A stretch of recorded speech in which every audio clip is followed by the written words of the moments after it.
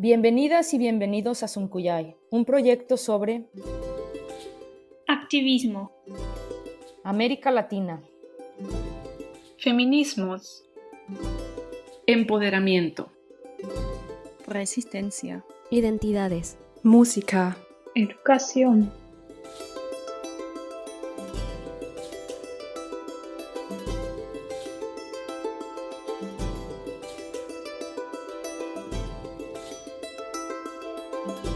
Este proyecto fue creado por alumnas de la Maestría en Culturas del Sur Global de la Universidad de Tübingen, con el objetivo de cuestionar los discursos epistemológicos eurocéntricos, crear alternativas de socialización de la información y el conocimiento, Trascender el pensamiento dicotómico entre nosotros y otros, hacer una reflexión crítica sobre las realidades de pueblos originarios de América Latina, alejarnos de los medios académicos universales creados por Occidente y entrar en diálogo abriendo espacios de intercambios epistemológicos, difundir propuestas musicales contrahegemónicas,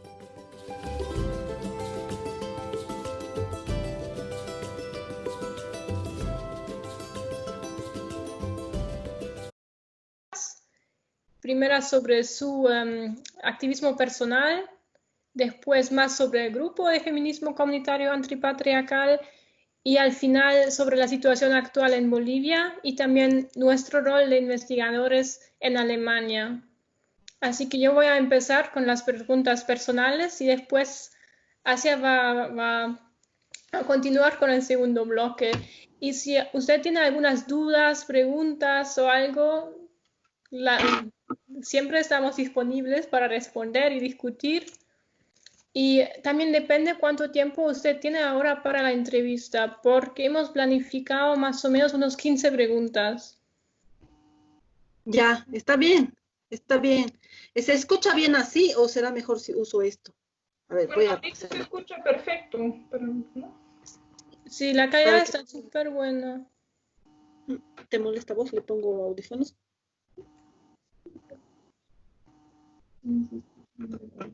A ver, voy a intentar con esto por si acaso el audio. Sí. Claro, no hay problema.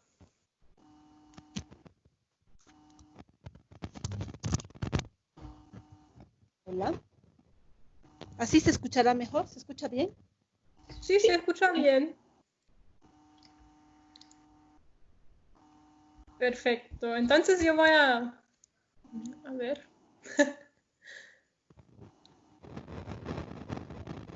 ¿No se escucha? Sí, yo les escucho bien.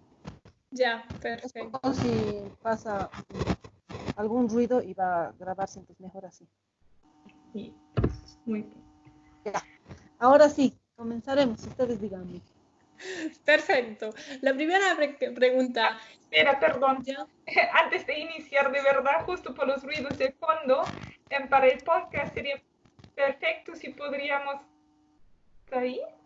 Uy. Sí, no sé qué he hecho con la cámara ya. Si podríamos grabar 5 segundos el ruido de fondo para después nuestro programa de audio puede quitárselo, entonces se escuchan más puras las voces. Entonces, solo unos segundos sin hablar y de ahí sí podemos iniciar. Ya. Muchas gracias. Entonces, otra vez empecemos. ¿Y cómo nació en usted la idea de comprometerse en el activismo?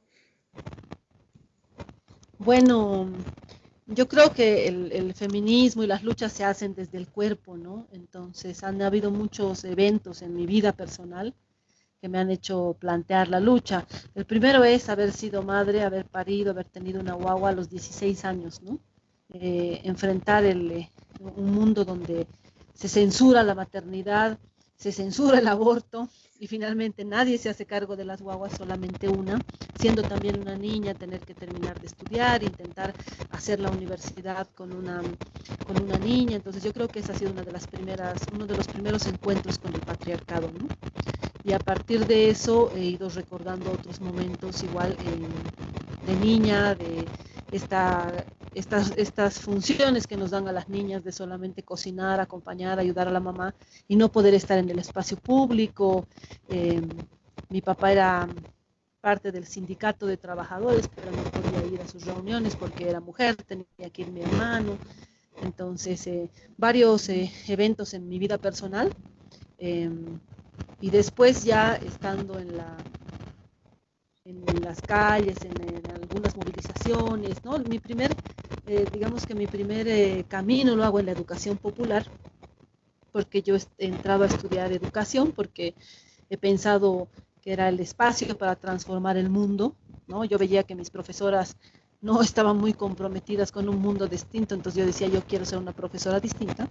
He entrado a estudiar educación y ahí me he hecho parte del movimiento de educación popular y me he dado cuenta que era un movimiento importante, pero que no nos veía a las mujeres tampoco, ¿no? Que las discusiones sobre la violencia que vivimos las mujeres, la maternidad de adolescente, etcétera, no estaban ahí. Pero como parte del movimiento de educación popular llego a la masacre del gas en 2003 y bueno, ahí ya nos enfrentamos con un sistema de muerte que dispara, que mata, racista, genocida.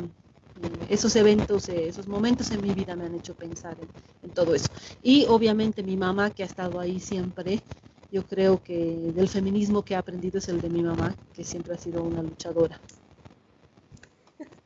Perfecta, ya me respondió dos otras preguntas más en las cuales hemos pensado, pero tal vez nos puede explicar un poco más ese concepto de educación popular y el rol que tiene en su activismo. Yo he sido muchos años parte de la educación popular, pensando justamente en la educación como una herramienta de liberación, ¿no? Uno de los teóricos referentes es Paulo Freire, y yo he aprendido mucho de la pedagogía de la libertad, de la pedagogía del oprimido, ¿no? Pero justamente pensando en la pedagogía del oprimido, no me encontraba yo como oprimida, ¿no? Entonces, eso yo creo que hasta hoy le falta a la educación popular, una mirada feminista, un posicionamiento frente al patriarcado, no solamente frente al capitalismo, ¿no? Entonces es una corriente educativa de liberación que ha tenido un rol muy importante en este territorio de la Vía Yala y aquí en Bolivia particularmente durante las dictaduras. Muchas gracias. Y mi última pregunta para esa parte. Ustedes también luchan para una descolonización de la lengua aymara. ¿Qué rol juega la lengua aymara para ti y también para tu cosmovisión? Bueno, para nosotras el reconocernos aymaras ha sido un reconocimiento político, ¿no? Político en el sentido de posicionarnos frente al poder, de dejar de ser racistas y decir, mi mamá era aymara o mi abuelita, pero yo he nacido en la ciudad, ¿no? No es una cuestión de dónde naces, ¿no? Es una cuestión de qué cosmovisión vienes y con cuál cosmovisión te identificas, ¿no? Entonces, una vez que nos reconocemos aymaras, ha sido mirarnos al espejo de otra forma y también vivir el racismo de otra forma, porque cuando no te reconoces a aymara y caminas por las calles como, no sé, como mestiza o como señorita, no sientes el racismo, pero cuando comienzas a reconocerte aymara, entonces sientes más racismo y ahí empiezas, yo creo, a politizar diferentes cosas. Una importante para nosotras ha sido recuperar, profundizar, conocer más de la cosmovisión, pero desde una posición también política, ¿no? Sabiendo que esa cosmovisión también está atravesada por el patriarcado, por el colonialismo, que cuando nos dicen que la mujer y el hombre siempre han sido complementarios y nunca ha habido violencia, nada, pues puede ser hace 500 años, pero como tenemos 500 años de colonialismo, patriarcado, capitalismo, entonces ya no es lo mismo. Hoy las relaciones entre hombres y mujeres aymaras ya no son solamente complementarias, también son relaciones de poder, también hay violencia, ¿no? Entonces, el encuentro con la cosmovisión, sobre todo para pensar el mundo desde otro lado, ¿no? Desde esta lógica capitalista, individualista que nos han enseñado, y ahí ha sido fundamental el encuentro con nuestras abuelas, con nuestras mamás, ¿no? Con la tierra, con el trabajo de la tierra. Y la segunda cosa, claro, que nos ha empezado a ser indispensable es el recuperar el idioma, el recuperar el aymara, ¿no? Pero cuando hemos empezado a recuperarlo, hay una lógica machista también en el mundo aymara que nos exigía que hablemos con precisión, digamos, ¿no? Entonces siempre estaba mal lo que aprendíamos, siempre estaba mal cómo pronunciábamos, cómo hacíamos las oraciones. Entonces hemos decidido ahí plantear que nuestra recuperación no es gramática, no queremos recuperar la perfección, es una recuperación política. Nosotras queremos dejar de pensar en castellano, por eso queremos recuperar nuestro idioma, para seguir pensando en aymara, para profundizar nuestra epistemología aymara, que es una epistemología distinta, ¿no? Aunque hablamos castellano, nuestra forma de pensar es distinta, nuestra concepción del tiempo es circular, el uso de muchas palabras, ¿no? Siempre decimos nosotras, siempre hablamos en plural, entonces uno nos ve solitas y dice, ¿cuál nosotras? Si está solita, ¿no? Porque nosotras siempre estamos nosotras, ¿no? Entonces es una epistemología distinta. Y por eso la recuperación del idioma, del aymara, del quechua, del tzotzil, del idioma que tiene cada pueblo, es fundamental para disfrutar los sentidos epistemológicos del mundo, porque la epistemología dominante es la castellana, el inglés, ¿no? Así nomás se construyen las ideas ahí. Entonces es importante por eso la recuperación. Muchas gracias. Es súper interesante. También trabajamos sobre el uso del quechua en otra entrevista y me gustaría poner muchas cuestiones más, pero ahora doy la oportunidad a Asia y gracias hasta ahora. Gracias, Julia. Gracias. Y tal vez podrías intentar sacar los audífonos porque creo que antes se escuchaba hasta mejor. Si tú no puedes escuchar así, es mejor la calidad. Perfecto, gracias. Bueno, ahora ya entramos un poquito más a lo que desde afuera, desde acá se ve como tu proyecto de vida, ¿no? ¿Podrías darnos una breve introducción al feminismo comunitario antipatriarcal y tal vez describir las formas de activismo que usan ustedes? Bueno, el feminismo comunitario inicia como feminismo comunitario, yo creo que el 2003 en la masacre del gas, ¿no? En la masacre del gas, donde hay un presidente genocida que manda a los militares a disparar, ¿no? Y hay una movilización del pueblo, no solamente de nosotras, sino una movilización general del pueblo que resiste a esa masacre, ¿no? Por distintas razones. Primero, porque se estaban expropiando los recursos, se estaban vendiendo el gas a los Estados Unidos sin ningún beneficio para el país, ¿no? Y no hay que ser ingeniero para darse cuenta que las transnacionales roban, ¿no? Le roban a los pueblos, ¿no? Aunque la prensa decía que no sabíamos nada, que estábamos marchando siendo ignorantes, sin saber, pues sabíamos que no había trabajo y no había plata para comer. Y eso era suficiente para saber que algo estaba mal, ¿no? Entonces, en la masacre del gas resistimos por más de 30 días, organizamos las movilizaciones, digo como mujeres en general, ¿no? Organizamos, peleamos, nos quedamos en los cortes de ruta, en los bloqueos, ahí mismo se hacía comida, ahí mismo estábamos todo el día discutiendo sobre cómo sería, bien si tener un presidente, no tener un presidente, pensábamos en que lo mejor sería que sean varios presidentes, una asamblea sin un presidente, sino varios, ¿no? La mitad mujeres, la mitad hombres, indígenas. Bueno, soñando también con el país mientras resistíamos, y ahí nos damos cuenta de que luchamos y enfrentamos las luchas de forma distinta a los hombres, ¿no? Hubieron más muertos hombres, solamente 2 mujeres. Eso nos hizo pensar en el machismo, ¿no? En cómo, a pesar de que son nuestros compañeros y luchan, cómo a veces piensan por el machismo que las balas no los matan, ¿no? Y por eso y muchas veces arriesgan su vida, ¿no? Se quedan en una fiesta hasta las 3 de la mañana, sabiendo que a las 3 los pueden asaltar, los pueden golpear y los golpean, los asaltan y perdemos el celular y perdemos la plata, ¿no? Que afecta a toda la familia, no solamente a ellos.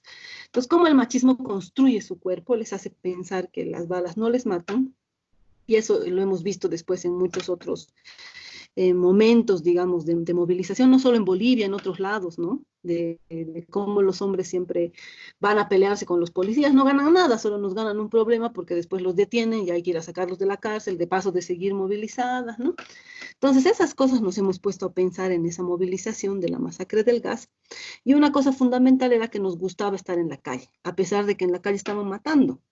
Entonces obviamente nos hemos reflexionado, ¿por qué queremos estar en la calle? Bueno, porque la casa es una esclavitud, no hay tiempo ni para bañarse, ¿no? Es lavar, cocinar, limpiar las guaguas, hay violencia en la casa, ¿no? El compañero nos gusta en la calle porque es compañero, porque pelea, porque discute. En la casa es violento con nosotros, no escucha nuestra palabra, ¿no? Entonces, cómo vivir en la calle o cómo hacer que el compañero de la calle sea el que viva en la casa con nosotras, ¿no? Que no se vuelva un señor en la casa, un patrón que quiere su comida, que nos hace callar, que nos dice que nosotras no sabemos, que de qué estamos opinando, ¿no? Em, entonces, esas cosas nos han hecho pensar en 2003 en organizarnos como asamblea. Terminamos en una asamblea de mujeres y después nos convertimos en asamblea feminista. Yo creo que habrá sido el 2004 ya como asamblea feminista, porque como asamblea de mujeres siempre terminábamos discutiendo de si la culpa la tenían los hombres, que había hombres buenos, que no todos eran compañeros, otros sí. Y nosotros decíamos, aquí queremos discutir del país, no de los hombres. O sea, los hombres son una parte, pero queremos discutir la economía, queremos discutir la educación, la salud, ¿no? Con el Estado queremos discutir qué tipo de país queremos. Pero todo el tiempo terminamos hablando solo de los hombres, entonces ahí decidimos asumirnos feministas, por una cuestión estratégica, ¿no?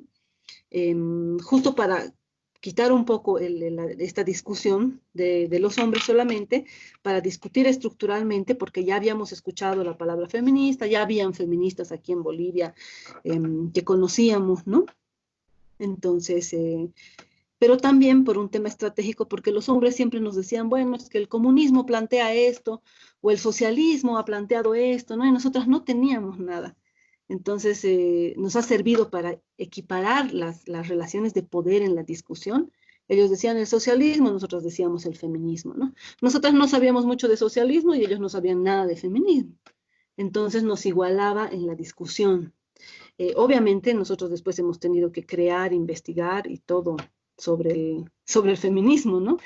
Pero así nos hemos definido feministas y ya después hemos planteado que no puede ser un feminismo nomás que cuente que las mujeres vivimos violencia, que la maternidad es una esclavitud, ¿no? Sino que proponga algo, entonces, digamos, ¿y qué otro mundo queremos? ¿Cómo lo hacemos? Y por eso hemos planteado el feminismo comunitario, ¿no? Comunitario por la memoria de comunidad ancestral que tenemos todas, por la memoria ancestral de nuestros pueblos, de nuestras abuelas, de estos territorios, ¿no? Porque incluso las ciudades son territorios ancestrales, ¿no? No es que han traído una ciudad y han puesto aquí en medio, sino el territorio ancestral lo han convertido en una ciudad.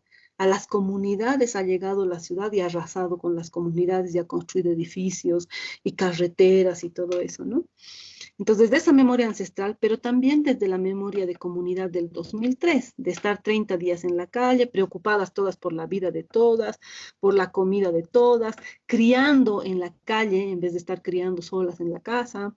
En esos días de movilizaciones no han habido feminicidios, por ejemplo, ¿no?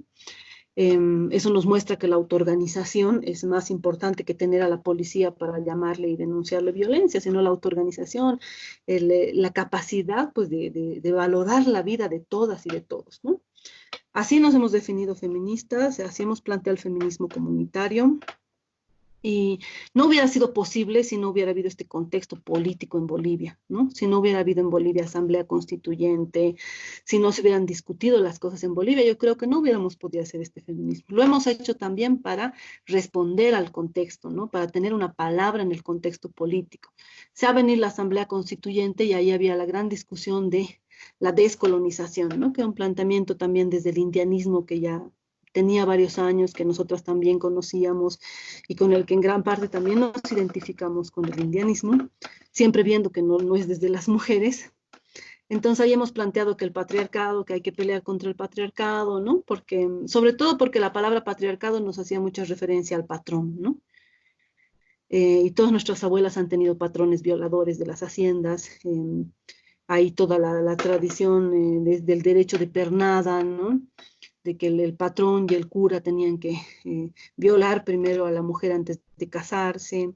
Entonces venimos de esa memoria también de violación sistemática a nuestras abuelas, y por eso la palabra patriarcado nos parecía bien para identificar al enemigo, si quieren, porque se parece a patrón, ¿no? Y bueno, patriarca, y después hemos ido conociendo un poco más de los otros sentidos que le dan otros feminismos y que tiene, digamos, en su etimología, eso.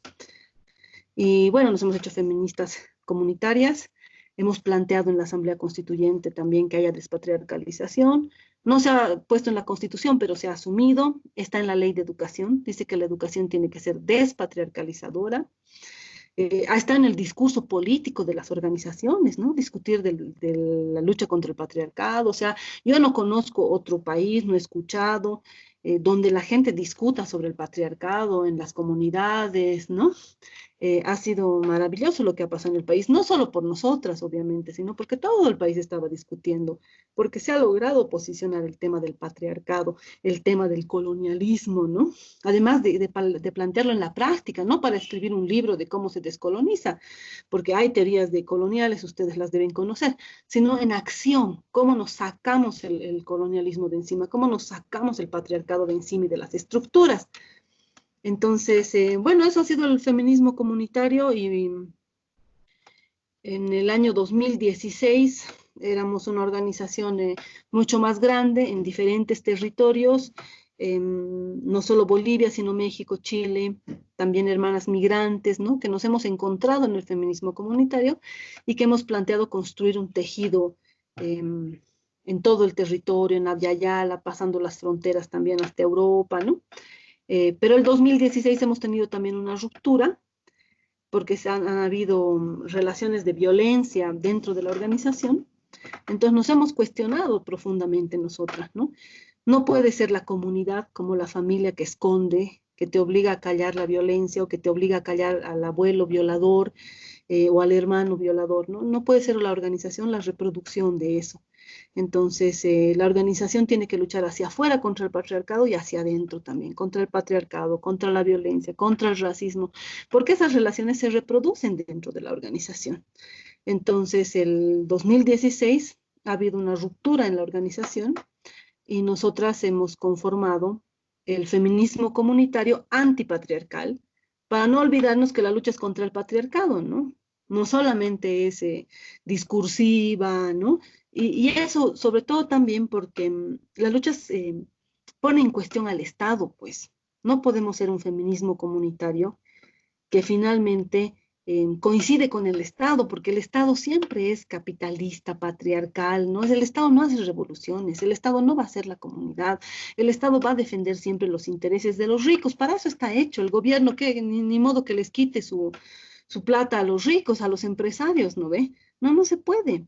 Entonces, no, el Estado no es el camino, por eso hemos dicho comunidad y comunidad de comunidades, autoorganización, recuperación de nuestro poder. ¿Cómo le vamos a dar a alguien el poder de todo el país, de 11 millones, ¿no? ¿Cómo no puede responder? O sea, es por lógica, por sentido común. Entonces, también esas han sido nuestras rupturas como feminismo comunitario, ¿no? Nuestra relación con el Estado se puso en cuestión y por eso somos feminismo comunitario antipatriarcal. Y bueno, en las cosas que hacemos, muchas de nosotras, en el camino de construir este feminismo, de discutir sobre lo que es la violencia, sobre lo que es el machismo, porque hemos hecho un gran trabajo así como se trabaja la tierra, hay que trabajar las palabras, hay que trabajar el territorio de las palabras, hay que saber lo que significan, ¿no? Vivimos en un mundo que está acostumbrado a repetir nomás las palabras, las personas repiten las palabras sin saber realmente el concepto, sin darle su concepto. O sea, eso no es responsable, ¿no? Nosotras somos responsables con la palabra, venimos de una tradición oral. Entonces no podemos nomás decir feminismo, patriarcado, machismo, sin saber lo que significa. Entonces hemos hecho todo un trabajo así, con las palabras, de qué significa entonces la violencia, qué significa el machismo, todo eso. Y en ese camino muchos hemos reconocido que hemos vivido violencia, ¿no? Violencia de niñas, violencia de pareja, violencia sexual. Entonces, uno de nuestros principales ejes de acción es el acompañamiento a mujeres que viven violencia, ¿no? Acompañarlas en la contención, acompañarlas en la decisión de denunciar, acompañarlas en la denuncia, en el juicio, hasta que se haga justicia, ¿no? Con estrategias de presión, movilización, perseguimos a los jueces, o sea, hemos ido inventando, digamos, desde la rabia, ¿no? Lo que sea posible para lograr justicia, para lograr que se castiguen las violaciones, que se castiguen los feminicidios, que no queden impunes los femicidios, ¿no? Esa es una de nuestras líneas principales. La otra, por muchos años hemos discutido sobre el aborto, sobre si como mujeres indígenas, como mujeres aymaras, íbamos a estar de acuerdo con el aborto o no. Por años hemos pensado que no, ¿no? Porque las mujeres indígenas estamos relacionadas con la vida, con la siembra, con la tierra, no podríamos abortar, pero esa era la versión de los hombres indígenas, ¿no? Hasta que nosotras hemos empezado realmente a hacer un camino de honestidad con nuestras mamás, con nosotras mismas, de si hemos abortado o no, o en qué condiciones se aborta. Y ahí hemos terminado en la conclusión de que abortar es memoria ancestral, porque nuestras abuelas han abortado, porque si no el mundo estaría rebalsando de gente, ¿no? Si no hubieran abortado. O sea, ha tenido que haber una autorregulación de la población. ¿Cuál ha sido? ¿No? No había estos organismos internacionales que regulaban, digamos, antes de la colonización. ¿Cómo se ha regulado? Entonces, hay decisión de las mujeres cuándo gestar, cuándo parir y cuándo abortar. Y ahí varias de nuestras mamás, nuestras abuelas nos han dicho, sí, somos pueblos de la vida, pero de la vida digna. Si no vas a tener condiciones, si no va a vivir bien esa guagua, ¿para qué vas a traer una guagua? Hay tiempos que no son para parir. Y eso ya lo hemos ido entendiendo un poco más también con toda la ritualidad, con las ceremonias, ¿no? En las ceremonias siempre se ofrecen, se queman diferentes productos para agradecer a la Pacha, para alimentar a la Pacha. Entre esos productos está un feto de llama, un feto de oveja, ¿no? Entonces no nos habíamos dado cuenta antes de eso, ¿no? Y nuestra pregunta es, ¿de dónde sale este feto? ¿No? No matan a la llama para sacarle el producto. Entonces abortan las llamas, abortan las ovejas, ¿no? Y claro, ahí hemos discutido más con nuestras abuelas que abortan en la época de la helada, la época del frío, no pueden llevar a término su embarazo. Entonces suben a la montaña, a hierbas específicas, comen y abortan. Después, cuando baja la helada, la nieve, entonces las abuelas van y recogen esos productos y se los devuelven a la Pacha. Nadie castiga a la llama, nadie lleva a la cárcel a la oveja, ¿no? Es una decisión sabia porque ha salvado su vida la oveja, ¿no? Entonces, ¿por qué nosotras no lo haríamos? Y nuestra segunda línea entonces es el acompañar a hermanas en lo que es la decisión sobre sus cuerpos, la autonomía y la decisión sobre sus cuerpos, la descolonización de la sexualidad, de la vida, ¿no? Porque son imposiciones coloniales, decirnos que nunca hemos abortado, que siempre tenemos que ser madres, que tenemos que parir 8 o 10 hijos, ¿no? No, es una decisión sobre nuestros cuerpos.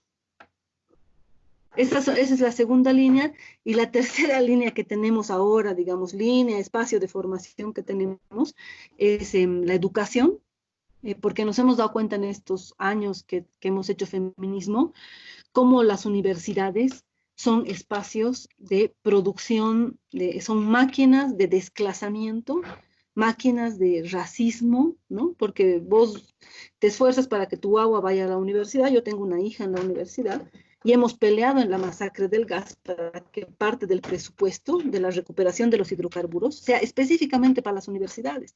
O sea, se han nacionalizado los hidrocarburos y una plata específica pasa directo a las universidades, porque hemos dicho, queremos que nuestras guaguas estudien, que vayan a la universidad, que sean profesionales, que contribuyan con sus comunidades.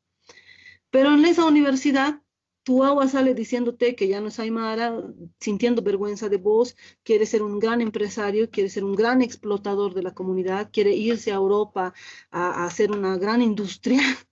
Entonces no puede ser que las universidades sean máquinas de desclasamiento, ¿no? Entonces hemos empezado un trabajo fuerte de formación política con las universidades. Eso creo que es lo que hacemos hasta ahora. Wow, muchísimas gracias por ese panorama amplio y muy, muy rico. Y creo que justo voy a hablar o preguntar un poquito más de las universidades, porque también has dicho ahora que se necesita una autonomía epistemológica, ¿no? De alguna manera. ¿Y cómo dirías que se puede implementar algún tipo de autonomía epistemológica en las universidades del mundo? Bueno, es una pregunta difícil, ¿no? Yo creo que es sanador la autonomía epistemológica. pedagógica, sana mucho, ¿no? Cuando aprendemos a pensar con nuestro propio cuerpo, con nuestra propia cabeza, es sanador porque este sistema te enseña que no sabes, que eres ignorante, que no tienes ideas por ser indígena, o que no sabes suficiente, que eres insegura, que no has estudiado lo suficiente si eres mujer. Entonces tiene muchas formas de anular tu creatividad y de causarte pues, una crisis existencial porque nunca sabes cómo llegar a responder a lo que este sistema te pide, porque lo que te pide es inalcanzable, pues, ¿no? Es solamente una estrategia de dominación de los cuerpos, de las ideas, ¿no?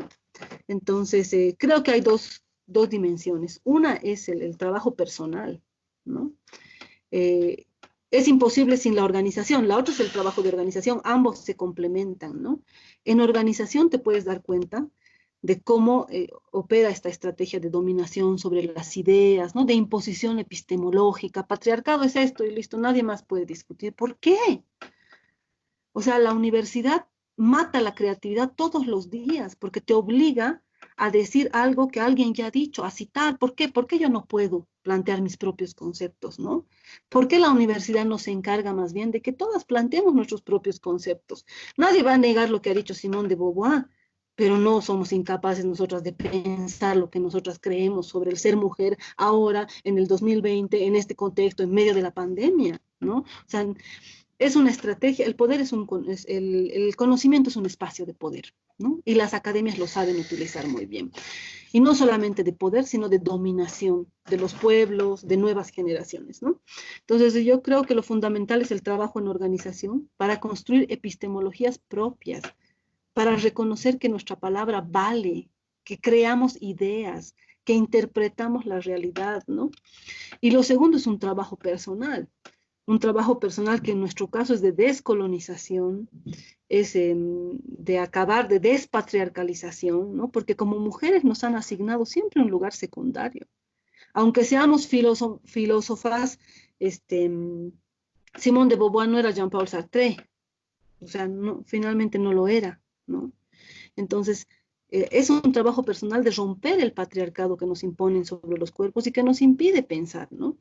Yo creo que esa es una tarea que hay que hacer como organizaciones y como organizaciones feministas y que como pueblos originarios, como mujeres indígenas, tenemos que cuestionar a la universidad, tenemos que exigirle que produzca conocimiento útil, tenemos que exigirle que no nos robe a nuestras guaguas, que no nos quite a nuestras guaguas, que no les imponga el colonialismo y la vergüenza sobre nosotras, sus madres, sus abuelas, pero también tenemos que aportar, ¿no? Porque esa transformación no va a ser sola, no vamos a hacerla solamente cuestionando, ¿no? Entonces yo creo que hay que hacer un fuerte trabajo ahí, porque a mí me impresiona lo que causan las tesis, las crisis que causan las tesis, compañeras que quedan enfermas, medicalizadas por problemas con su tesis, o frustradas toda su vida porque no hicieron su tesis. No puede ser, la universidad no puede ser un espacio de tortura, ¿no? Si denunciamos las cárceles y las torturas, entonces hay que denunciar a la universidad y sus formas de tortura epistemológica. No puede ser. Entonces hay que construir, yo creo, una lucha. Nosotras la hacemos cuestionando, pero también la hacemos dialogando con muchas hermanas que hacen sus trabajos de investigación, exigiéndoles que su trabajo de investigación sea en reciprocidad. Nosotras le contamos todo, pero tiene que ser útil también para nosotras, como que sea útil para ellas. Y lo primero que hacemos es cuestionarle sus categorías, ¿no? Porque siempre llegan ya con categorías, con una mirada colonial ya formada, ¿no? El género es lo mismo en las comunidades y hay machismo, hay relaciones de género. No, o sea, no son las mismas relaciones de género, ¿no? Nuestro cuerpo como mujeres indígenas no ha sido disciplinado por el género como de otras mujeres, ¿no? El hecho de ser delgada siempre, de usar tacones, toda esa modificación que han hecho de nuestro cuerpo, nosotras no lo hemos vivido. No lo hemos vivido, por eso dicen, las mujeres indígenas parecen hombres, porque son fuertes, ¿no? Porque el género no ha operado de la misma forma. No digo que no exista, pero no ha operado de la misma forma. Entonces, creo que hay que abrir un diálogo, ¿no? Entre las organizaciones y las universidades. Wow, gracias. Eso creo que también tiene muchas inspiraciones para nosotras también y también las luchas que también tenemos en nuestras universidades, ¿no? Pero creo que después vamos a volver un poco ahí. Ahora, una pregunta un poco más fácil. ¿Qué rol juega el uso de las plataformas virtuales, del Internet en su activismo y qué cambios ha traído el confinamiento ahora en la pandemia? Bueno, nosotras hemos empezado desde la calle, peleando en la calle, después nos hemos acercado mucho a nuestras mamás, nuestras abuelas que viven en la comunidad. Muchas hemos retomado la vida en comunidad totalmente, parcialmente, ¿no? Porque imagínense cómo es el colonialismo, que no solo que decíamos, que no solo que no decíamos que éramos aymaras, sino que no nos recordábamos, no mirábamos que nuestras mamás viven en la comunidad y trabajan la tierra, ¿no? Entonces, pero podíamos estar estudiando sobre medio ambiente o lo que pasa ahora, ¿no? Ecofeminismo, todo, y no mires que tu mamá produce en la comunidad y debe saber mucho más, ¿no? Las lógicas coloniales que se reproducen incluso dentro del feminismo. Entonces, nuestro trabajo está sobre todo en la calle, en el territorio, es pues cuerpo a cuerpo. Ha sido muy difícil el ingreso a las redes sociales y la tecnología, ¿no? Les recuerdo que hemos estado años planeando cómo hacer una página web y cómo encontrar un servidor y un servidor que sea gratuito. No, ha sido todo. Hemos tardado mucho como organización en incorporarnos a las redes, ¿no? Sin embargo, otras personas ya nos habían incorporado con cosas que decíamos, con fotos, con cosas, ya habíamos estado, ¿no? Entonces, poco a poco hemos ido incorporándonos. Creo que ha sido sobre todo responsabilidad de las más jóvenes, ¿no? Que han dicho, bueno, hagamos la página de Facebook, hay que compartir, hagamos videos más cortos. Hay todo un trabajo pedagógico en eso, ¿no? En el trabajo de la imagen, que hemos ido haciendo, que hemos ido aprendiendo también, ¿no? Porque como la oralidad es importante para nosotros, podemos estar hablando horas, pues, pero no puedes comunicar en horas. Ya hemos aprendido que son 122 caracteres y 3.5 minutos. Entonces, creo que hemos aprendido algunas cosas. Las redes solo son un medio, ¿no? Nuestro objetivo es poder contribuir, aportar a las discusiones que hay desde las mujeres, a las discusiones que hay antipatriarcales desde los pueblos contra el racismo, ¿no? Y la otra cosa que hemos logrado con las redes es la articulación internacional. No sería posible sin la tecnología, ¿no? Ni habíamos soñado conocernos con hermanas kurdas, por ejemplo, y nos hemos conocido. Y hemos logrado hablar, tener reuniones por el tema de la tecnología, ¿no? Y así con hermanas más cerca, Argentina, Chile, hermanas mapuches, hermanas tzotziles, celtales del sur de México, ¿no? Antes era por si lográbamos viajar ahí nos conocíamos, pero ahora nos reunimos, ¿no? Ya teníamos reuniones periódicas difíciles, pero las teníamos. Con la cuarentena y la pandemia, es increíble lo que ha pasado con las redes, porque la mitad de nuestra vida, la mitad de nuestro tiempo del día está en las redes, ¿no?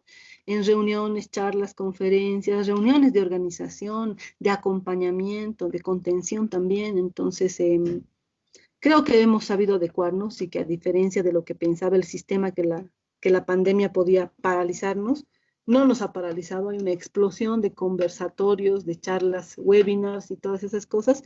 Y a nosotros nos ha servido para encontrarnos más que antes con nuestras hermanas que son feministas también, feministas comunitarias en distintos territorios. Sí, pues más vivas y presentes que nunca, ¿no? Sí. Y justo también hablabas de los jóvenes y cómo trabaja el feminismo comunitario antipatriarcal para llegar, no sé, a la descolonización de mentes y pensamientos, actos de los jóvenes. O sea, ¿cómo llega más a las personas jóvenes? Bueno, nosotros siempre hemos cuestionado la categoría de joven, porque como pueblos no hay pues jóvenes, ¿no? O sea, todos somos personas y todos tienen un camino, y el camino siempre es un camino de la comunidad, de contribución a la comunidad, de trabajo para la comunidad, ¿no? Y desde muy pequeña aportas, ¿no? Claro, dirían que es trabajo infantil, pero todos tienen que trabajar para comer, todas y todos tienen que trabajar para comer. Eso para empezar nos quita un poco del trabajo a las mujeres, ¿no? Entonces, No nos parecía muy bien esa categoría joven, pero hemos tenido un diálogo permanente. Yo diría que somos intergeneracionales, creo que se dice, ¿no? Somos de distintas generaciones, porque habemos más adultas, están las más jóvenes también universitarias, están las guaguas también, las niñas de 9, 10, 11, 12 años, ¿no? Adolescentes, que también tienen sus planteamientos desde el feminismo comunitario, que han crecido en el feminismo comunitario, ¿no? Somos una organización intergeneracional donde reconocemos que hay jóvenes, pero no reconocemos la categoría que el sistema impone como juventud, porque el sistema impone una categoría de joven como lo importante, la sabiduría, la salvación, lo necesario, ¿no? Y hay jóvenes fascistas, hay jóvenes neonazis, hay jóvenes racistas. En Bolivia han encabezado gran parte de la represión racista en este golpe, lo han encabezado jóvenes, mujeres y hombres. Entonces no podemos asumir que la juventud es la salvación, o que los jóvenes siempre tendrán las mejores ideas. No, no, lo que nosotros consideramos importante es el camino. Por supuesto que valoramos la energía, la capacidad de aprender, de cuestionar que tienen los jóvenes, pero también hacemos un trabajo fuerte con nuestras hermanas de la capacidad que tienen de respetar el camino, porque la juventud también es sinónimo de soberbia, ¿no? Creen que lo saben todo y lo pueden todo, ¿no?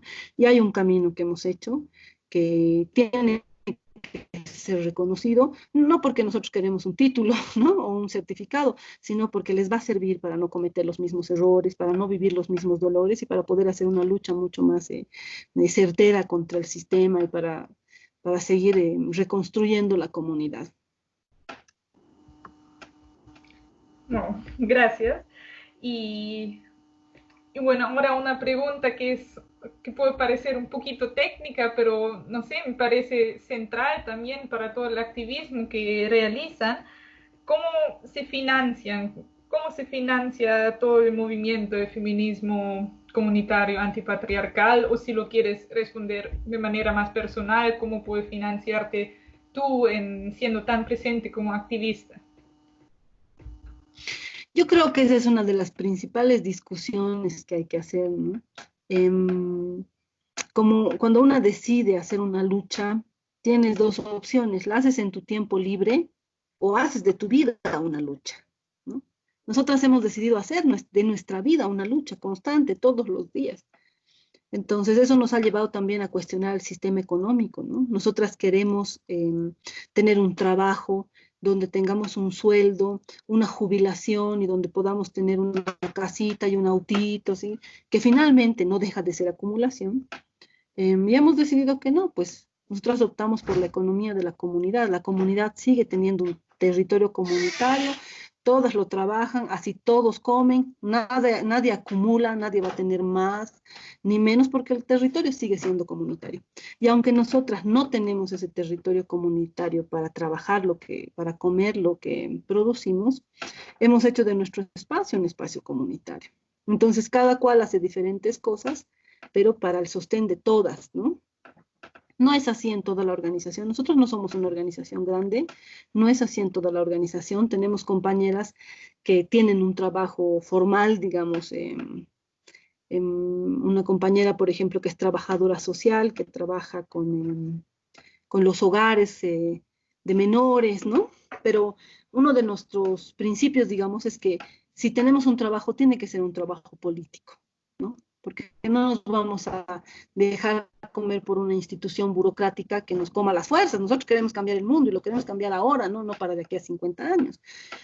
Entonces hay compañeras que tienen un trabajo remunerado, ya vemos quienes hemos decidido más bien por la autogestión que llaman, por la autoorganización. Entonces nosotras en particular, yo, otras compañeras, yo, mis hijas, por ejemplo, tengo 2 hijas que hacemos artesanías, vendemos tejidos, aretes, libros.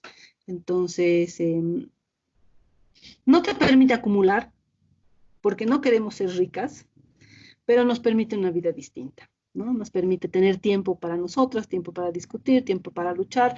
Podemos estar en una audiencia, en un juicio de feminicidio, si es en la mañana, si es en la tarde. Podemos estar en la noche acompañando a una compañera. Nos permite hacer lo que creemos que es que el mundo se transforma todos los días, ¿no? Que la comunidad se hace todos los días.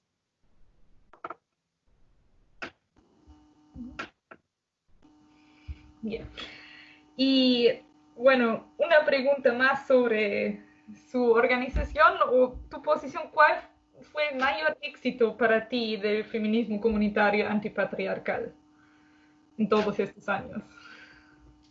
Yo creo que más que un éxito, un aporte que hemos logrado como feminismo comunitario, que no esperábamos, ¿no? Pero que lo hemos logrado, es plantear un otro feminismo, ¿no? O sea, la posibilidad de que hay otros feminismos. No es solamente el feminismo eurocéntrico, que viene de la teoría, ¿no? Que no digo que no sea importante, pero responde a características de esos territorios, ¿no? Y por sentido común igual no sirve para estos territorios porque no vivimos en las mismas condiciones. Nosotros vivimos en otras condiciones, tenemos otros cuerpos, venimos de otros caminos, ¿no? Entonces, hoy el feminismo comunitario ha permitido plantear la descolonización del feminismo, o feminismos decoloniales, o la construcción de feminismos populares, villeros, piqueteros, ¿no? Yo creo que eso es importante, haber roto un poco el monopolio del feminismo. Creo que ese es uno de nuestros principales aportes. Y ahora tengo dos preguntas más acerca un poco de la situación actual en Bolivia y de ahí le voy a pasar la palabra a Julia para la parte final. Una sería, ¿qué límites y obstáculos han surgido para su activismo feminista antipatriarcal con el golpe de Estado del año pasado? Bueno, primero que nuestro activismo siempre ha estado, nuestras acciones de lucha siempre han estado relacionadas con las organizaciones sociales. Nosotros somos una organización pequeña y sabemos que no vamos a cambiar el país ni vamos a descolonizar el mundo nosotras, ¿no? No creemos en esas lógicas de vanguardia de izquierda, ¿no? Sí creemos que podemos aportar desde nuestra mirada a las otras miradas que están de las organizaciones indígena, originario, campesinas, las obreras, las fabriles, ¿no? Entonces siempre hemos estado organizadas con ellas, ¿no? Yo creo que eso le ha permitido al feminismo comunitario también crecer, difundirse más, porque no solo éramos nosotras, sino la Central Obrera Boliviana, las organizaciones, Bartolina Sisa, por ejemplo, que es una organización de mujeres indígenas, una de las más grandes del país, ¿no? Entonces hemos estado en diálogo con las organizaciones. Y ese es un aprendizaje, creo, para el feminismo, porque a veces uno asume que el feminismo es como un gueto, ¿no? Es mi colectivo feminista y es entre nosotras, y no nos juntamos más que para el 8 de marzo, porque después todo el mundo es machista y no hay que juntarse con nadie, ¿no? Entonces hay un cierto colonialismo, pues racismo en el feminismo, de pensar que las organizaciones nunca van a entender lo que es el feminismo, nunca van a entender lo que es el patriarcado, los obreros siempre van a ser unos machos, ¿no? Lo son, pero también son nuestros compañeros y también son nuestros hermanos y también hay que estar ahí para cuestionar, ¿no? ¿Por qué hablamos de plusvalía? ¿Por qué nosotros hemos planteado plusvalía pura? En un congreso con dirigentes sindicales del mundo, estaban de Europa, de Estados Unidos, nosotras queríamos que se reconozca que lo nuestro, el trabajo de las mujeres es plusvalía pura. Y era discutiendo con ellos, ¿no? Porque ellos piensan que a ellos les estamos sacando la plata, ¿no? Estamos diciendo que el sistema devuelva la plata que nos saca a nosotros. Bueno, entonces siempre hemos estado relacionadas con las organizaciones sociales, ¿no? Entonces el golpe de Estado ha sido pues un golpe sobre nuestros cuerpos, ¿no? No solo sobre lo que hacemos como feministas, sino un golpe sobre nuestros cuerpos, la política del terror que se ha implantado, el racismo, ¿no? La humillación a las hermanas, mujeres quechuas en Cochabamba de pollera, que se las ha golpeado, se las ha obligado a arrodillarse, se las ha escupido, orinado, o sea, todas esas prácticas de machistas, patriarcales, escarmentadoras, de escarmiento público, ¿no? Ha sido muy duro para nosotras, y también el miedo, pues, ¿no? Que te llega, entonces ha sido difícil, pero hemos tenido que reaccionar, y bueno, lo que hemos hecho es primero hablar con las más grandes, digamos, ¿no? ¿Qué hacemos? Y han dicho, bueno, aquí no hay que tener el miedo, hay que salir a la calle, y eso hemos hecho, ¿no? El miedo se vence juntas, el miedo se vence en la calle, porque no estamos equivocadas nosotras, porque el proceso que se ha hecho en Bolivia, que no es solo del gobierno, sino un proceso que se ha hecho desde los pueblos, no es el que está mal, el que está mal es el sistema, el que está mal es el extractivismo, los que están mal son los empresarios, las transnacionales explotadoras, no los pueblos, no lo que hacemos para vivir con dignidad nosotras. Entonces, hemos tenido que estar muy juntas para lograr estar en la calle. Y bueno, ha habido persecución a muchas compañeras. Siempre a nosotras nos han vinculado con el gobierno, con el movimiento al socialismo, ¿no? Es una lógica del racismo también, ¿no? Todas las que somos indígenas, todas éramos defensoras, digamos, del presidente, ¿no? Y no es así, hemos tenido nuestras críticas, y aunque lo fuera, digamos, ¿no? Nada justifica el golpe de Estado, ni la masacre, ni la persecución. Entonces, ha sido difícil enfrentar eso. Ha habido una política de represión sobre los cuerpos de las mujeres para construir el golpe sobre el cuerpo de las mujeres. Se ha detenido, se ha secuestrado a esposas, hijas de autoridades, de políticos. En las plazas se las ha golpeado para que por teléfono les pidan que renuncien a sus esposos o a sus papás, ¿no? Ha habido violencia sexual, violaciones durante las represiones. Entonces ha sido muy difícil y lo que hemos hecho ha sido estar ahí, acompañar, denunciar. Lo primero que hemos hecho es denunciar, ¿no? Hemos dicho, bueno, es exponerse, porque todo el mundo se ha callado, se ha escondido, han cerrado su perfil de Facebook, han desaparecido, han cortado su teléfono, pero hemos dicho, hay que poner el cuerpo. Siempre hemos aprendido a poner el cuerpo, así que hemos empezado a denunciar. Y bueno, hemos seguido acompañando los lugares donde ha habido represión, hemos estado en las movilizaciones, hemos sido reprimidas, y ya en lo más específico de las líneas que yo les he comentado, obviamente pues ha habido más casos de violencia, porque ¿quién va a denunciar la violencia? ¿Quién va a denunciar a su agresor si hay un golpe de Estado? Si hay militares matando en las calles, ¿no? Ni siquiera sales, peor lo vas a ir a denunciar al agresor, ¿no? Y el agresor sabe que se impone, porque el mundo está concentrado en los militares que disparan, no en vos, no en el agresor. Entonces, impresionante la impunidad de la violencia, cómo crece, ¿no? Cuando no hay Estado de Derecho, que dicen, cuando se caen, digamos, las instituciones, que no sirven para mucho, pero que están, los agresores lo saben. Los agresores utilizan muy bien esos momentos, esos espacios, ¿no? En cuanto a la autonomía del cuerpo, digamos, y el acompañamiento que nosotros hacemos, asumiendo que abortar es memoria ancestral, muy difícil también, pues, ¿no? Muy difícil acceder a la información, que las compañeras puedan trasladarse de un lugar a otro, ¿no? Y la formación política ha sido lo más, nuestra relación con las universidades ha sido terrible, porque en las universidades se ha gestado el golpe. Las universidades han sido espacios que han alojado a los paramilitares, a grupos armados. Las universidades, las facultades sociales, que debería estar pensando cómo se hace la revolución, estaba aquí en La Paz alojando a paramilitares, ¿no? Entonces ahí obviamente nuestras compañeras que siempre han estado cuestionando la universidad corrían riesgo, pero a la vez se han ocupado de denunciar a quienes estaban haciendo eso, ¿no? Entonces, nos ha afectado, sí, en lo que hacemos, pero también hemos encontrado formas de seguir resistiendo y de seguir luchando frente al golpe, ¿no? Lo que nosotros entendemos que es un golpe al pueblo y un golpe de Estado, aunque mucha gente lo niegue. Y ahora no se sabe cuándo exactamente por la información que yo tenga, pero algún momento va a haber elecciones. ¿Y qué esperanzas y miedos asocias con las elecciones que vengan?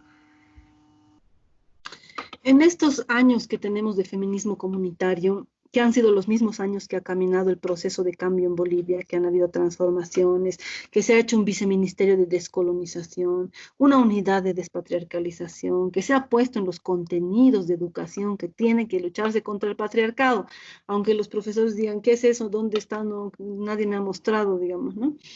En esos años de transformaciones que hemos hecho, con muchos errores, con muchas falencias, no han sido suficientes, sí, pero hemos hecho muchas transformaciones, ¿no? Sobre todo transformaciones en términos de dignidad, de reconocernos, de mirarnos al espejo sin vergüenza, de reconocernos aymaras, de recuperar nuestro idioma, de pelear porque toda la gente hable el idioma, ¿no? Todos los funcionarios públicos tienen que hablar un idioma indígena, sea quechua, sea aymara, sea guaraní. Entonces esas peleas han sido importantes, ¿no? Pero en esos años nos hemos dado cuenta hemos tenido aprendizajes también, ¿no? El primero es que el Estado no hace las revoluciones, solo las organizaciones hacen revoluciones. El Estado no acaba con el patriarcado por decreto, ni con el colonialismo por decreto. El Estado es una estructura colonial, patriarcal, capitalista, ¿no? Y no importa el gobierno que esté adentro, el Estado se come a los gobiernos, el Estado se come a las organizaciones, el Estado se come los sueños, se come las energías. Por muchos años hemos estado apostando a construir un Estado plurinacional, y creo que ha sido importante, pero no ha sido suficiente, ¿no? Y estando adentro, bueno, hasta ahí nomás haremos, ya no se puede más, ¿no? Y nosotras no queremos un proyecto mínimo, queremos máximo, queremos vivir bien, que tampoco es una cosa del otro mundo, solo es vivir bien con lo que necesitas, que nadie viva hambre, que todos tengan salud, ¿no? Entonces, uno de los aprendizajes ha sido el del Estado. Otro de los aprendizajes ha sido que la democracia no le sirve a los pueblos, y menos a las mujeres, porque en las democracias siempre pueden estar elegidos los fascistas, los racistas, siempre van de candidatos, los ladrones, los empresarios, ahí está Trump, que puede ser presidente, ahí están los genocidas que pueden ser elegidos democráticamente, ¿no?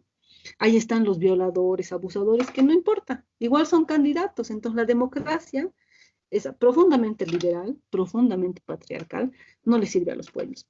Hemos estado en Bolivia en 13 años con un montón de elecciones, todo el tiempo estábamos en elecciones, ¿no? Para ratificar al Evo, para revocar al Evo, otra elección del Evo, para alcaldes, para gobernadores, porque además se ha estructurado el Estado de otra forma, con gobiernos subnacionales, ¿no?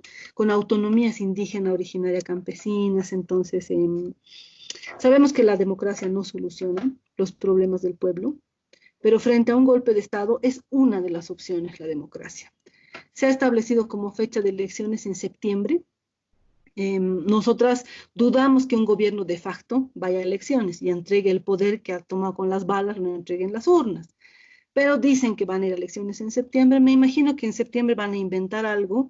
La pandemia estará entre sus planes para que no hayan elecciones y se sigan alargando, ¿no? Entonces, es una de las opciones, sí, pero también es una opción riesgosa. Primero, porque no es seguro que se realicen las elecciones, y segundo, porque los partidos pactan para que hayan elecciones. Y también sabemos que el movimiento al socialismo puede pactar ciertos acuerdos para que las elecciones se realicen, ¿no? Como que queden impunes los genocidas. Para nosotros la prioridad es que Yanine Áñez pague los crímenes, los 37 hermanos asesinados, y que haya en la cárcel los autores de este golpe de Estado, ¿no? Entonces, la otra vía para nosotros es la calle. Al golpe se lo sacan las calles con presión social, con movilización social. Nos falta fuerza para eso ahorita, es cierto, porque no ha sido poco un golpe, masacre, pero bueno, están esas dos opciones, ¿no? Muchísimas gracias. Y ahora ya voy a dar la palabra a Julia otra vez para iniciar el último bloque de preguntas. Muchas gracias a las dos. Pues muy, muy enriquecedor. Y ahora me gustaría mucho poner el enfoque un poco más sobre Europa. Y para usted, ¿qué ve como las tareas de las sociedades y también para las activistas en Europa en la actualidad? Yo creo que hay que ser autocríticas, ¿no? Hemos estado construyendo en Abya Yala procesos muy importantes, ¿no? En Bolivia, en el Ecuador, en Brasil, con muchas críticas, ¿no? Estoy hablando de los procesos de los pueblos, no de los gobiernos, ¿no? Nosotras creemos que también hay un feminismo falocéntrico que solo mira Evo, Lula, Correa, digamos, ¿no? Los procesos son más que los presidentes, son más que un hombre, ¿no? Son procesos de organizaciones, son sueños que nos convocan a la calle, a la acción, al crear, al construir, ¿no? Entonces, han habido procesos muy importantes en Abya Yala, pero no hemos logrado dialogar con Europa. Y finalmente, los grandes capitales transnacionales, explotadores, vienen de Europa y de Estados Unidos. Entonces yo creo que una limitación ha sido que nuestro internacionalismo no ha logrado convocar o exigir a las organizaciones en Europa mayor presión sobre sus gobiernos, mayor denuncia a los bancos que financian a las transnacionales, ¿no? Mayor compromiso con un mundo que no sea racista, que no sea genocida, ¿no? Con un mundo distinto, ¿no? Ahora explota el racismo y bueno, ahí se manifiestan, ¿no? es importante, pero creo que es necesario hacer una lucha más articulada, ¿no? Para nosotros, por lo menos, para empezar dentro del movimiento feminista. No basta con decir que hay un feminismo blanco, eurocéntrico, o sea, es necesario decirlo, pero la intención, pues, no es no hablarles a las feministas en Europa, sino coordinar, o sea, necesitamos que las acciones en Europa atenten contra el sistema, y atentar contra el sistema es evitar la explotación de nuestros territorios, evitar que se siga reproduciendo el extractivismo, evitar que nuestras hermanas sigan teniendo que ser expulsadas por el patriarcado para trabajar en Europa, ¿no? Entonces creo que eso es fundamental, ¿no? Encontrarnos con los movimientos de Europa con unos puntos, unos acuerdos claros, ¿no? Queremos acabar con el sistema patriarcal, capitalista, colonialista, racista, sí. ¿Y en qué términos? Ustedes tienen tareas específicas y nosotras tareas también específicas. Eso creo que no lo hemos logrado en estos 13, 17 años en el caso de Venezuela, de procesos de los pueblos. Muchas gracias. Otro tema que ha surgido hasta ahora es el uso de términos, de palabras. Hemos hablado de jóvenes, también de patriarcado, y algo que para nosotras en nuestro proyecto ha sido un poco complicado era el uso del término indígena. ¿Y cómo considera usted ese término? O sea, ¿considera ese término como útil más para construir una frente contra el mundo colonial, o también tal vez puede darnos más, su punto de vista sobre nuestro uso de la palabra? Bueno, las categorías cuando son políticas sirven para articularse, ¿no? Nosotras, es importante reconocernos para nosotras como mujeres, porque nos articulamos con otras mujeres, ¿no? Pero si hacemos el análisis de que la mujer es la construcción social, etcétera, sí, coincidimos, ¿no? O sea, quisiéramos un mundo donde no nos impongan esta forma de ser mujer, ¿no? Donde nos llamaremos otras cosas, seguro, donde la pluralidad de los cuerpos pueda respetarse, ¿no? Pero por el momento la categoría mujer sirve para articularnos y sirve para denunciar un patriarcado que se construye sobre estos cuerpos, con estas características sociales, con estos roles de género impuestos, con estas características biológicas, ¿no? Entonces, para nosotras las categorías sirven para articular. El reconocernos como pueblos indígenas es una imposición también que se ha hecho desde Europa, desde los Estados Unidos, ¿no? O sea, nosotros no somos indígenas, somos aymaras. Yo soy aymara, otras hermanas quechuas, tzotziles, guaraníes, ¿no? Entonces también yo creo hay una responsabilidad en renunciar a estas categorías de homogeneización que ha impuesto la academia, las políticas internacionales, ¿no? Entonces, en vez de aprenderse nuestros nombres, listo, todas son indígenas, ¿no? O todas son negras, o ahora mejor, todas son racializadas, y ahí entramos todas, ¿no? Pero nos quita la fuerza, o sea, las palabras traen una fuerza, traen una historia. El reconocernos como aymaras trae toda una historia, toda una responsabilidad con mis abuelas, con mis ancestras, ¿no? Toda una fuerza en mi palabra, toda una fuerza en mi cuerpo. Entonces, para nosotras, aunque el término indígena sirve para hablar de todos los pueblos, nos quita una fuerza. No nos sirve a nosotros para articularnos, ¿no? Sirve para que sea más fácil para los demás nombrarnos, ¿no? Invisibilizando nuestras características particulares. Entonces, para mí lo mejor es que cada pueblo tiene su nombre. Muchas gracias. Y también que está ligado con eso, ¿tienes algunas otras recomendaciones para nuestra investigación sobre activismo, también sobre activismo feminista? A ver, desde...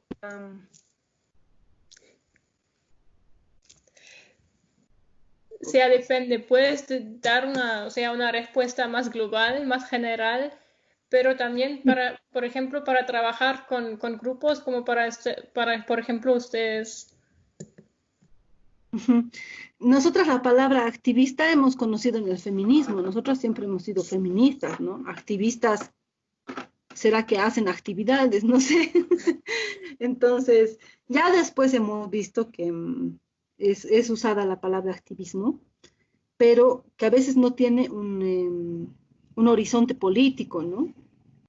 O sea, lo que quiero decir es que una tiene que establecer claramente qué es el feminismo para saber si lo que está haciendo es feminismo o no. ¿Qué es el patriarcado? Las palabras son herramientas de lucha, no están solamente para estar en los libros, ¿no ve?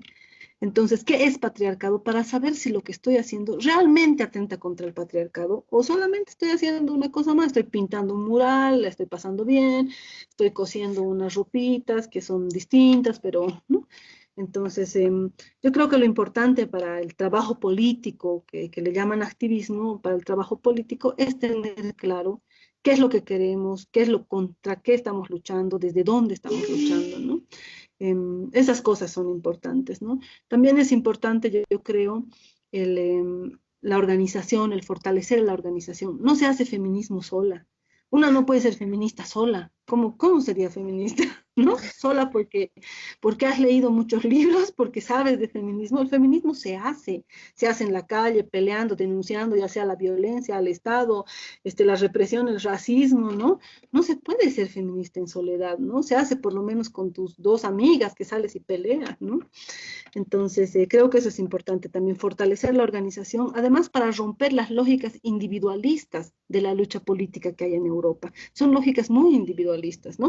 Lo que yo quiero, lo que yo necesito, lo que yo puedo soportar en los tiempos que yo quiero, porque tengo mis prioridades, que son acabar con la maestría u otras, y bueno, y después estas son otras cosas, digamos, ¿no? No estoy diciendo que renuncien a sus prioridades, pero que luchar también sea una prioridad y que sea claro, digamos, contra qué están luchando, para qué, ¿no? Y como en el movimiento feminista la lucha es contra el patriarcado, no podemos hacerlo si no lo hacemos fuera de las fronteras. Si no articulamos entre Europa y Abya Yala, vamos a seguir jugando al feminismo, pero no vamos a lograr acabar con el patriarcado. Muchas gracias. Yo creo que toda la entrevista era muy... Ay, disculpa, Asia, que era muy enriquecedor, también muy inspirador para nosotras. Y no sé si usted tiene más tiempo, porque tenemos una pregunta extra que abre un poco más un tema político. Sí, y es que, sí, esa más, y de ahí me voy. Muchas gracias. Y queríamos saber si tal vez nos puede hablar un poco más, digamos, de la política extractivista y su impacto en las comunidades, en la población en general, y también cómo están luchando contra eso y tal vez cómo se puede también superar a esas políticas extractivistas.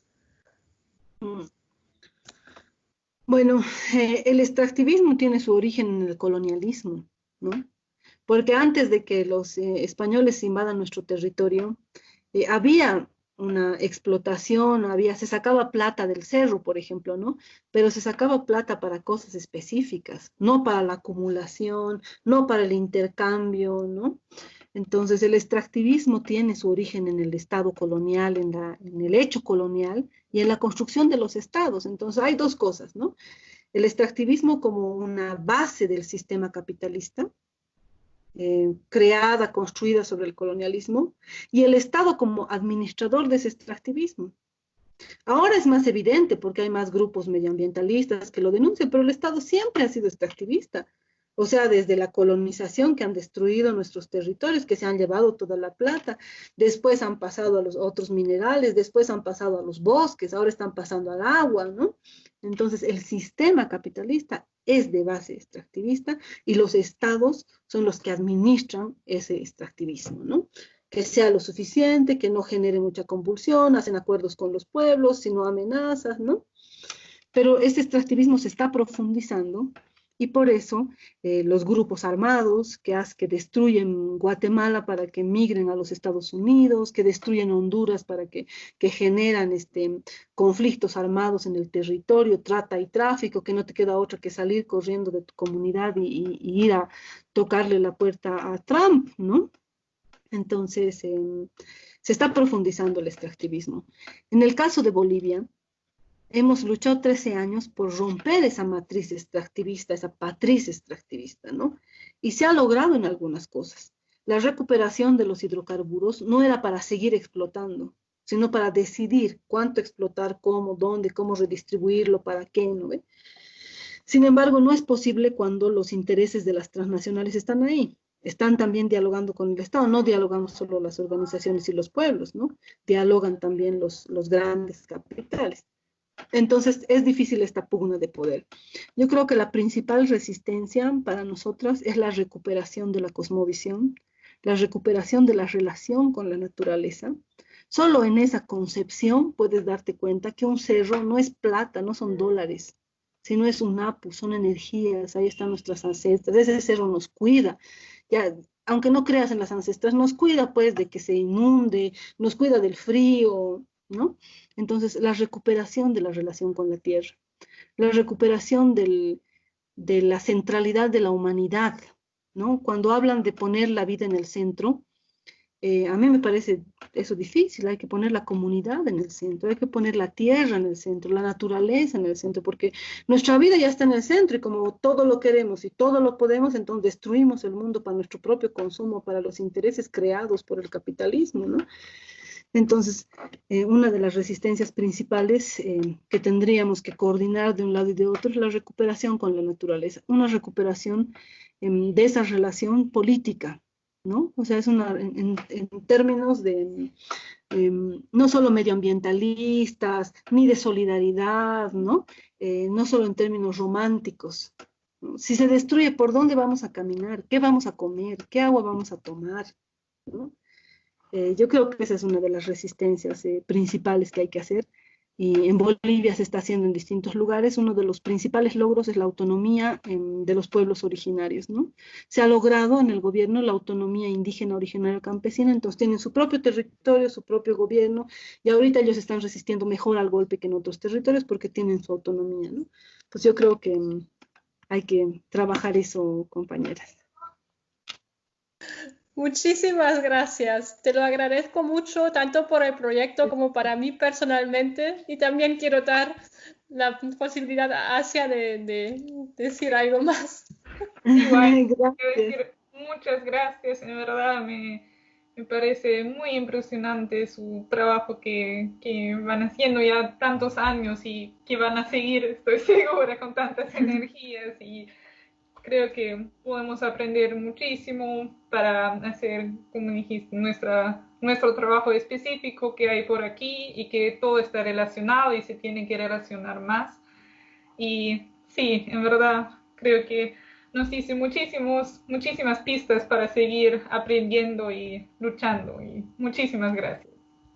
Gracias a ustedes. Cuéntenme cómo les va en su investigación después, así que seguimos conectadas hablando.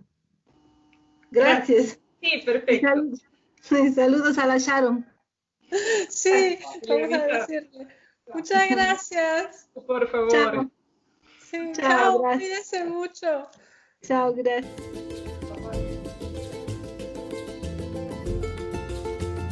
Gracias por escuchar Suncuyay, un proyecto de estudiantes de la Maestría en Culturas del Sur Global de la Universidad de Tübingen. Visita nuestro blog suncuyay.wordpress.com, donde encontrarás material complementario, como bibliografía en torno a los temas discutidos, entrevistas completas, mesa redonda con las artistas y todos nuestros episodios. Puedes comentar este episodio en iVoox y en YouTube. Que la discusión siga. Gracias a quienes hicieron posible este proyecto y gracias a ustedes por escucharnos. Tupananchikama. Hasta el próximo episodio.